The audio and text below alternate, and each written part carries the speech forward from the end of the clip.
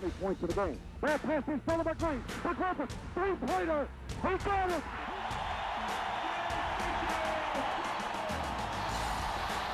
Stockton, 12 seconds to Carbonneau. Down Russell. Slam dunk. Ball is tipped. Demo catches, shoots it, and hits. Moneyman. Stockton, drive, hang it up. It's good. The Jazz win it. The Jazz win it. The Jazz win it in a triple overtime. Here it is. Carl on a hit scoop. Here it is. The Bellman is now the second leading scorer in the history of the game. It's done. He did it. He did it. A new NBA assist king. John Stockton. Stockton fires down on the line.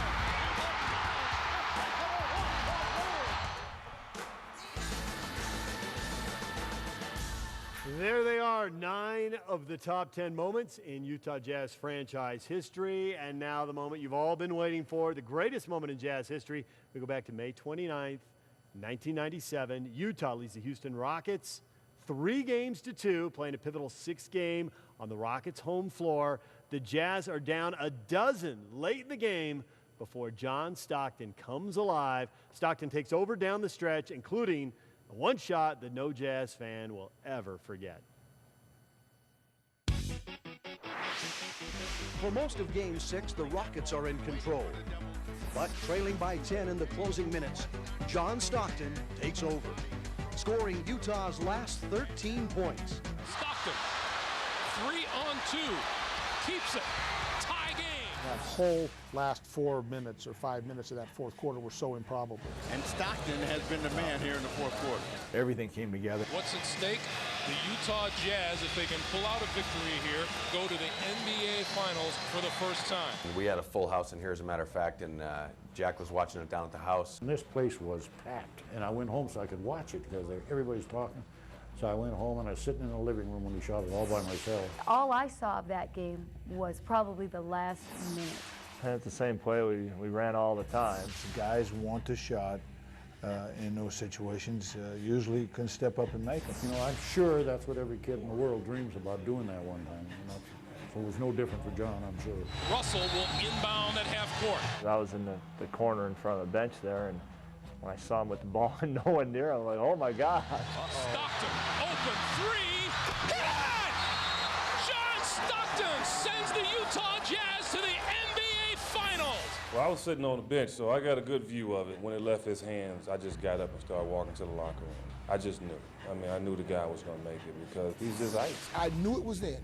That's the kind of player that he is. He was not going to be denied that moment. When he hit that shot, we all screamed so loud that we woke up everybody.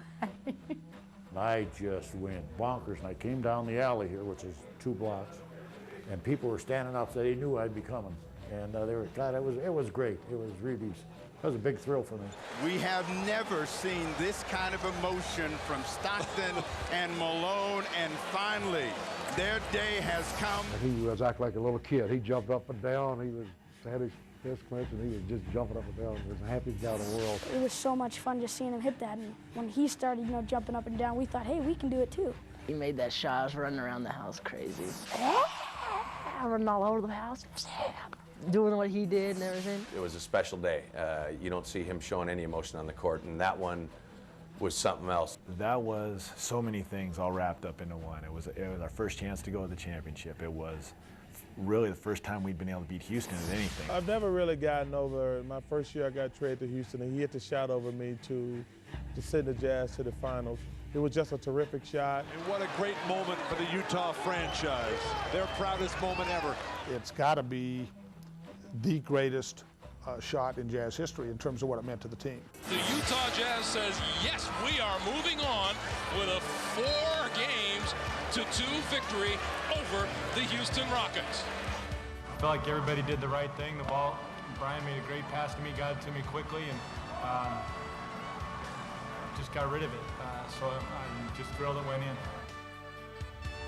Finals fever hits Salt Lake before the team even arrives home. 15,000 fans show up at 3 in the morning to welcome the Western Conference champs.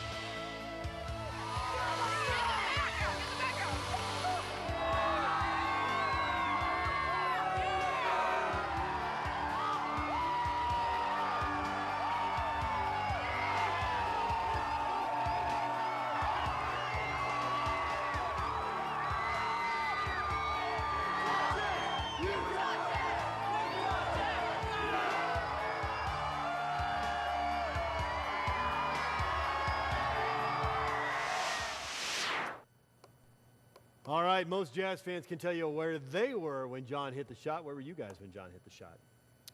Wow. Where was I? I can't remember. Maybe I was in Europe somewhere. I don't remember. You don't remember either? Wow. Jazz fans remember. I was covering the game for Channel 2. I was under the hoop because they had a feeling they were going to end up storming the floor. Told the photographer, get up on one knee so you can go. I had no idea who would do it, but once he let it go, it was like everybody said, you just tell the thing was going in. I think I remember, Stockton, and I don't know if fans realize how funny he can be, how smart and how quick he is, but in Game 4, Houston had tied the series there 4 or 5 days earlier. Eddie Johnson hit a shot at the buzzer, completely dramatic. Place erupted, and afterwards, Barkley said it was surreal.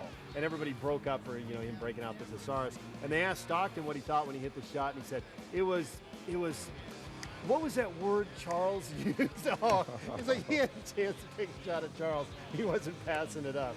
It was surreal. Well, obviously, it's number one on the list for a reason. And I asked John Stockton one summer when we were playing up at Westminster with all the Jazz guys why he didn't take games over more often. Why didn't he try to score more? And his thing was, hey, I've got so many great players around me, I don't need to.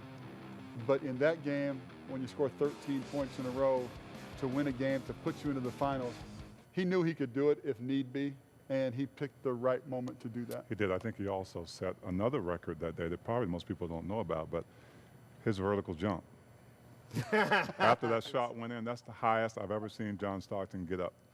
And, he never dunked. He maybe dunked one in warm-ups, but just the elation of you look at when he and Jeff Hornacek and Carl hugged, and then you look at Jury and just the epitome of happiness going to the finals. But what a great shot to remember. John very rarely got airborne like that, but when he did, it was almost always a playoff moment. You didn't see, we saw the steals and we seen the assist record. He didn't do it then, but he did it right there. He did it in an earlier playoff series. I saw that once when they had a run-in with the Spurs and Dennis Rodman, and Rodman took out Tom Chambers and John Stockton in the same game. When they won that series, he threw a big pass for a dunk, and then he celebrated like that. Jeff Hornacek got up too. I think that was what really hurt his knees. That was not the playing. That was it. That is a classic shot, and some people have a classic poster of the three of them hugging that moment. That long chase to get to the finals, and they finally.